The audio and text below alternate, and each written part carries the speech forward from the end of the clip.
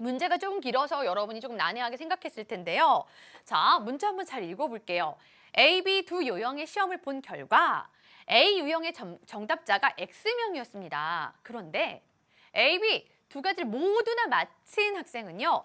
A 유형 정답자의 30%입니다. 짠, 여기까지만 일단 한번 끊어볼게요. 자, 지금 주어져 있는 게요. A 유형을 맞춘 학생이요. 총 X명이 있습니다.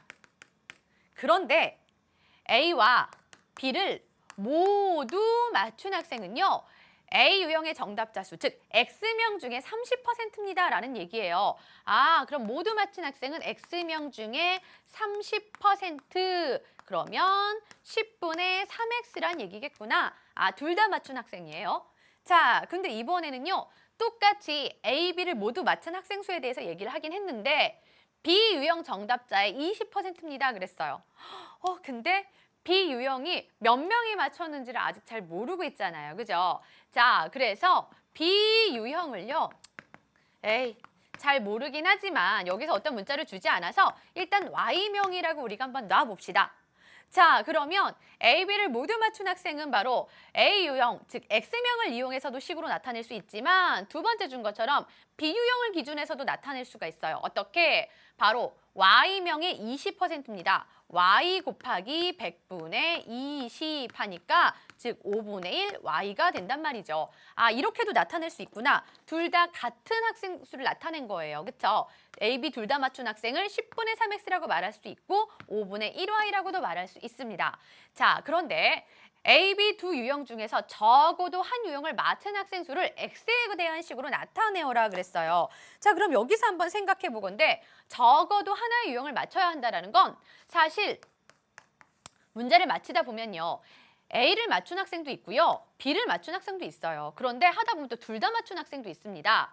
그런데 적어도 하나의 유형을 맞춰야 된다는 거는요. 여기 보이는 것처럼 A만 맞추는 학생들도 있을 거예요. 그쵸? 자, 여기 보이는 것처럼 B만 맞춘 학생도 있을 겁니다. 뿐만 아니라 여기 가운데처럼 둘 다 맞춘 학생들도 있을 겁니다.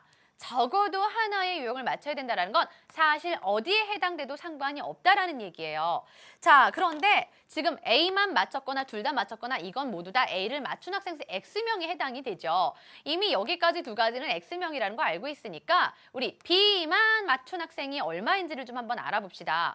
자, 그러려면 B의 인원에서 둘 다 맞힌 인원을 빼면 B만 맞춘 학생이 몇 명인지 알 수 있는 거잖아요. 그죠? 자, 그래서 한번 도전해 보려고 했더니 문자가 이것저것 막 나와 있기는 해요. 그쵸? 자, 먼저 B만 맞춘 학생들을 살펴보면 Y명에서 A, B 둘 다 맞춘 학생을 빼주면 되겠죠. 10분의 3x다라고 빼주면 되는데 문자가 너무 많아요. 그래서 이 안에서 살짝 10분의 3x와 5분의 1y는 사실 똑같은 인원을 다양한 방법으로 표현해 놓은 거니까 둘이 같다라는 걸로 해서 문자를 하나 줄여보려고 합니다. 좀 밑에다 한번 계산해 볼게요. 10분의 3x는 5분의 1y와 같다. 아, 분수 때문에 너무 귀찮죠. 우리 등식의 양변에 똑같은 10을 곱한 건 상관이 없으니까 10을 한번 곱해 볼게요. 자, 그 다음에 우리 사실 x에 대한 식으로 나타나니까 y가 없어지는 게 좋잖아요. y가 뭔지 알아봅시다. 양쪽을 2로 나누면요. y는 2분의 3x와 같아요. 아, 그러면 y는 2분의 3x와 같으니까 여기다가 y 대신에 2분의 3x를 한번 대입해보자. 그랬더니 2분의 3x에서 10분의 3x를 빼준 것과 같더라. 자, 통분해서 계산해봤더니요. 바로 얼마가 나온다? 5분의 6x가 나온다. 바로 뭐가요? B만 맞춘 학생을 얘기하는 거예요. 자, 그러면 이제 마지막으로 적어도 하나의 유형을 맞춘 학생 수를 구해보도록 할게요. 적어도 하나의 유형을 맞춘 학생들은요. A만 맞췄던지 둘 다 맞췄던지 또는 B만 맞췄던지 이렇게 세 가지 학생 수를 더해줘야 되겠죠. A만 맞춘 학생은 그리고 둘 다 맞춘 학생은 요거 합해서 X명이라는 건 알고 있었죠?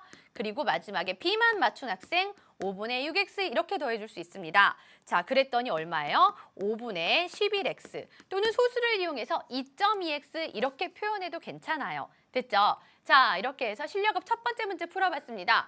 자, 여기에서는요. 문제에서 주어지지 않은 y라는 문자를 사용했기 때문에 여러분이 좀 헷갈렸을 거예요. 그렇죠? 그러나 이 y라는 문자는 내가 만든 거기 때문에 나중에 이 y라는 문자를 x라는 문자로 바꿔주기 위해서 애써봤어요. 아셨죠?